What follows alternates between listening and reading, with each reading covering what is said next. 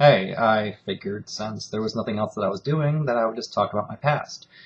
And I kept saying, well, maybe I'll mention my past in some other video, and I haven't yet. I wrote about it, but I certainly didn't do a video on it. And I have no shame in it. A lot of people say once they know about it, well, I don't judge you. And, well, you're not the same person now. And that doesn't really matter that I'm not the same person now. It's who I was. And to like me now is to like me for who I was, because who I was is what has led me to who I am now, if that makes sense. I, well, I guess let's start at the beginning. I was having a lot of anxiety issues, and I'm a very creative person, so I needed to make money. And this is back in 1997. I was on eBay, and I came across some listings of men that were selling used underwear, used jock straps, used t-shirts, used everything. And there was all these bidders, so they would have like literally something that would only cost $5 to buy, and these people were jacking the price up through bidding to like $60, $70, $80. And I saw that, and I was like, whoa, and at this time I was much younger than I am now, and I thought, I'm going to do that. I'm going to put stuff on eBay, and I'm going to make some money off this. And I told, some of my friends, and they're like, no, that's never going to work. It's not going to work, don't do it, because it's not going to work. You're wasting your time. Well, I did it. And within the first week, I made somewhere around $800, and I continued from there. It led down a dark path, which is dark depending on how you look at it. I continued with the selling, but I also continued into doing live stream cameras, which is back in the 90s was not live streaming like we have now on YouTube. Like right now you're seeing me move and everything's constant, but back then cameras could only refresh so often. So what we're talking about here is that the free site that I was on, and when I say free site, we're talking an adult website. So non-paying people could see me refresh every, I think, 60 seconds, and paying members could see me refresh every 15 seconds. Now this was along with something called KipCam, AZBoy, there was me, there was Scott, there was JennyCam. Jenny was like the biggest one back then because Jenny was a female, and she was even on HBO. She was featured at, when they did this whole camera thing, and then like, XY Magazine came out, and there was all these write-ups on people like me because of the fact that we were some of the first people doing this. And the site that I was working for at the time was Men with Cams. And they, I had contacted them, and they said, well, here's how it works. People sign up, and you get, every single month when their credit cards rebuild, you will get a portion of what we give you. Well, not a portion of what we give you, just they gave a percentage of how much I'd make per rebill. And so I started doing that. I started to get into a lot of amateur videos. Would come up with different ideas. Back then, PayPal allowed for adult transfers as far as money went, so people could pay on PayPal. So I started doing that. I was doing the cam site. I was doing the eBay thing. I was doing, all sorts of things. So at the height of it, I was making somewhere around $6,000 a month, and I didn't have work. I had to work, but I didn't have to go to work, and it solved a lot of my problems. And it was almost embarrassing sometimes because I would make these videos myself, and so I would have to copy them. So I had this dubbing VCR, and I would put the tape in and I would dub. I had like audio video cables hooked into all these different VCRs, and I would hit record, and like all of a sudden 6 tapes were going at once, and they'd all pop out. I had my bubble envelopes, which I was ordering from manufacturer at that time, and I was stuffing all those up, addressing it all, and sending it all off to everybody. But what was embarrassing, the embarrassing part was going to the post office back then. There was no machines that you could just weigh stuff yourself. So here I go up to the person who's working at the post office, and I had bags of tapes that had to be mailed out, and they were like, you know, you can just stick stamps on this, right? And I was like, no, I didn't know that. Like, well, how many stamps does it require? And so finally this black woman, she told me, and she was so nice. And so what I started doing was buying books of stamps, and I would put the stamps on the envelopes, and then I could just go to mailboxes because it was under £1. I would just drop each one in, and sometimes the mailbox would fill up. And so I could tell because like the last tape wouldn't go down, so I would just drive down the street to the next mailbox and start dropping them into there. I moved to Atlanta after Panama City. I think my video's skipping, so if that's happening, I'm sorry about that, but I think my computer's messed up. So I moved to Panama City, then I moved to Atlanta, and in Atlanta it got a little bit darker. I was doing escorting, which paid very well. It was not something sleazy like, you know, street corner prostitution. It's not like that. It was $250 an hour, and out of that amount, I got to keep all of it except for $30, and that went to the person who was setting up the appointments. I didn't do it for a long time, but it certainly brought in, excuse me, certainly brought in a lot of cash. And these were higher end clients. Like I would, even to this day, I would never talk about who I was with because we're talking people who were in management positions, or let's just say high end people who were in positions of power. Okay? Because that's an understood thing. You get paid a lot of money, you keep your mouth shut. And it took place in places like the Four Seasons on 13th Street. I think it's 13th Street. If you're in Atlanta, I'm sorry if I said that wrong, but there's the Four Seasons. There is the Hilton. On 10th Street, there's a lot of hotels. But it was never like, oh, come to the Super 8. It's like, no, come to like, you know, the 14th floor of the Four Seasons. Not that it makes it any better, but I'm just saying it wasn't something that was trashy in that sense. And so I did that for a while. Now, after the pornography that I was doing, I ended up having the lung surgery. So I stopped doing that because I have the scar on my back. And there was a lot of strip clubs that were in Atlanta, which I never took part in, again, because of the scar on my back. Like, it's like you have an 8-inch scar across your back. You can't really go and, you know, be a stripper. Well, you can. I guess a lot of people wouldn't care. I cared. And so that's what happened. There was photo shoots that took place in Jacksonville, Florida. I was flown down there for a couple magazines. There was also, as I phased out of the pornography thing and phased out of the adult entertainment, I was going to bars a lot, and so people that recognized me and I became friends with, there was photo shoots in something called, in Atlanta, David Magazine, and I was in the advertisements for Backstreet Atlanta, Blake's, and I want to say Phoenix. If Phoenix is the leather bar, not that I'm in the leather, but I think it was Phoenix. Phoenix didn't pay cash, but they allowed you to be in their advertisements, and then like you had a certain amount of time you could drink as much as you wanted, and you come into their bar for free. There was no cover charge. Became friends with a lot of drag queens, which this is an amusing story. Not that it makes anyone special because it's stupid looking back on it, but it was wintertime in Atlanta, and it still gets pretty cold at night.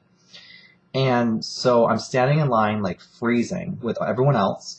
And one of the main drag queens that performs there and has CDs out, and, you know, unless you're in the scene, you probably don't, you know who she is. I'm standing there and she's walking by because she's going into the employee entrance to, you know, go put her makeup on, do everything she's got to do. And she sees me and she comes over and she like grabs my arm right here and she pulls me. She's like, no, honey, you don't wait in lines. And that was the first time I realized completely that, I mean, because I didn't care, but it had shifted. There was a whole change in who I was. Back during this time, there was a lot of just confusion in my life. I was drinking excessively. Like I said, I was escorting. I was doing a lot of different things. I had dropped the labels. And what I mean by that is before the lung surgery, which happened in what happened in 2000. But back in the 90s, I would buy just name brand stuff, Guess, Calvin Klein, Tommy Hilfiger, Point Zero, which was name brand back then, but not so much now. I would just buy these clothes because the label meant something to me. And after the lung surgery, it didn't. Something transformed in me. And even in Atlanta, when all this stuff was going on, I felt that I had more of an awareness about what was happening compared to other people that were escorting in the company that I worked for. And what I mean by that is they were out to get their thing. They were out to just make money and all this stuff. And I was the same way because I had to live. But at the same time, I had compassion for the people that were actually hiring me. You may have heard on television before that prostitutes and escorts say things like, well, we don't always have sex. Sometimes they just want to talk. And everyone's like, oh, yeah, sure, whatever. It's true. I would say that probably half of the people, when I would go to their room, they became nervous themselves, or they maybe were concerned that I would hurt them, or they were married, or, whatever. So I'd sit there and I would talk to them, and that's all that would happen. The hour would come up, and that was it. And the rule is when you leave, you go down to the lobby, you get to the payphone, you call the person who you work for so they know that you're out of the room and that you're safe. Because if you don't call them and they call the room and no one answers, they call the police. That's just how it works, at least with higher end things, not so much with probably, the lower end escorting or even prostitution. And then, somewhere around 2004, it's just done. I just didn't do it anymore. I don't know what necessarily changed in me. I was getting older anyway. I mean, you make way more money when you're younger. And unfortunately, a lot of that money I wasted because when you're young, you waste money. And, people say, oh, aren't you worried that someone's going to find those videos out there? They're still out there. I see them posted on adult websites. I know they're out there. I don't care about the fact that they're out there. I'm not the same person. If someone's going to turn around and judge me for what I did, I don't care. It was who I was. It's what got me to where I am now. Kind of like I didn't like having the lung surgery, but would I take it back? No. I mean, that changed me for the better. All this changes me for the better. And I think there's probably things, if you look back in your life, where maybe you were mean to somebody, or maybe you were nasty to your parents one day, or maybe you had a car accident, and all these things that can happen, that I'm just saying are not necessarily negative or positive, in either direction, but they change you. Maybe you feel trapped in the state that you're living in, or maybe you wish you were somewhere else, or you wish that you finished school, or maybe you did finish school and wish that you dropped out. All these things make you who you are. And so the friends and the people you have in your life now are the people who you're supposed to have at this moment in time, because your life has led up to this point. And so here's where I am. But I never dreamed in a million years back when I was doing that. And, when I had like a drag queen telling me, you don't wait in lines. And when the money was pouring at me and I'm going to post offices with these bags of videotapes. When I say videotapes, I mean actual VHS, because it's back in that time. But when I was doing all that, I never dreamed in a million years that I'd be on YouTube, and that I would have went to the benzo withdrawal, and that I would have helped people with that, and that I would have had like the drinking problem, and that I would have been quitting smoking on YouTube, and trying to quit smoking, because you heard my video earlier today. But I still haven't smoked. And stuff like that. So people now will say, oh, Brian, you're so nice. Oh, Brian. But I'm not pure. And I don't want anyone to ever think that I have a past. And it was not necessarily according to traditional societal standards cool at all. To me, it was. I was fine with it. Look, it got me on planes. It got me to be, people that were interesting. It fed something I needed at the time. And now it doesn't. And now I'm too old anyway, right? So who cares? But if you have something like that, don't ever disrespect yourself and say, oh, I wish I didn't do that. Because with what you had at the time and the knowledge you had at the time, you most certainly would do it again. If I could go back in time, would I do it again? Absolutely. Absolutely, I would do it again. um, unless I had a different view. Other than that, from where I was coming from, yes, absolutely, I would do that. And that's why when Elliot Spitzer went down for hiring the escort, and I think her name was Ashley or some Ashley Dupree, and everyone was crucifying her on television. Oh, she gets paid for sex. Well, he paid her. It's not like she just materialized somewhere and said, "Oh, hey, I'm here, and you're going to do this." It wasn't like that at all. So, people like that who are judging other people based on what they're doing at the time. She was saving money for school. She was trying to get into music, as far as I remember, and stuff like that. So what? Leave people alone. You never know who you're judging or what they'll become in the future or what they're going to have to say. And the other part of me doing this video is this. Look, if I ever end up doing something really good or something that takes off and it's popular, I don't want it to come out later. It's like, oh, look who I found online. Oh, no, I told you up front. So up front, deal with it. If you don't like me because now you found out some truth that you're uncomfortable with, oh well, that's your problem. It's not mine. I can't go back and change the past, and I am who I am, and you are who you are. And that's it. So that's pretty much the past. So to sum it all up, used socks, used underwear, adult videos, adult webcams, adult entertainment, adult magazines, escorting, lots of stuff. But it all was a teaching tool, and it has all brought me to where I am today. And I won't speak of it again, because now you all know, and it was already in the blog anyway, but I know people don't read. So that's what got me to where I am today. Well, that and benzodiazepines and a whole bunch of other shitload of crap that happened in my life. But that's part of what got me to where I am today. So, talk to you later. Bye.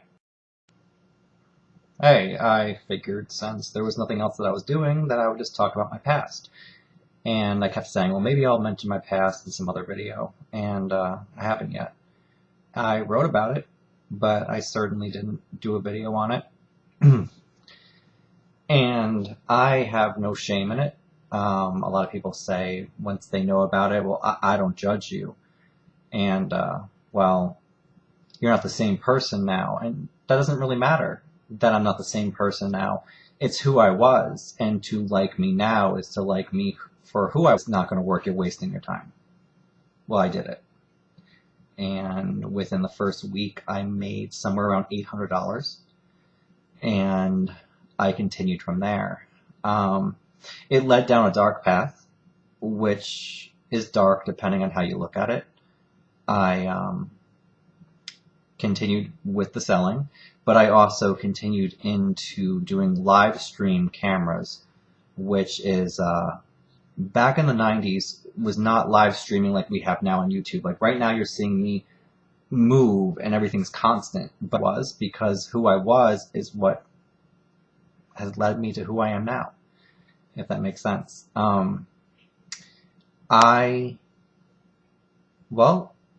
guess let's start at the beginning. I was having a lot of anxiety issues, and I'm a very creative person, so I needed to make money. And this is back in 1997. I was on eBay, and I came across some listings of men that were selling used underwear, used jockstraps, used t-shirts, used everything. And there was all these bidders, so they would have like literally something that would only cost $5 to buy. And these people were jacking the price up through bidding to like $60, $70, $80. And I saw that and I was like, whoa, and at this time I was much younger than I am now. And I thought, I'm going to do that. I'm going to put stuff on eBay and I'm going to make some money off this. And I told, some of my friends, and they're like, no, that's never going to work. It's not going to work, don't do it. But back then, cameras could only refresh so often. So what we're talking about here is that the free site that I was on, and when I say free site, we're talking an adult website. So non-paying people could see me refresh every, I think, 60 seconds. and paying members could see me refresh every 15 seconds. Now, this was along with something called KipCam, AZ Boy. There was me. There was Scott. There was Jenny Cam.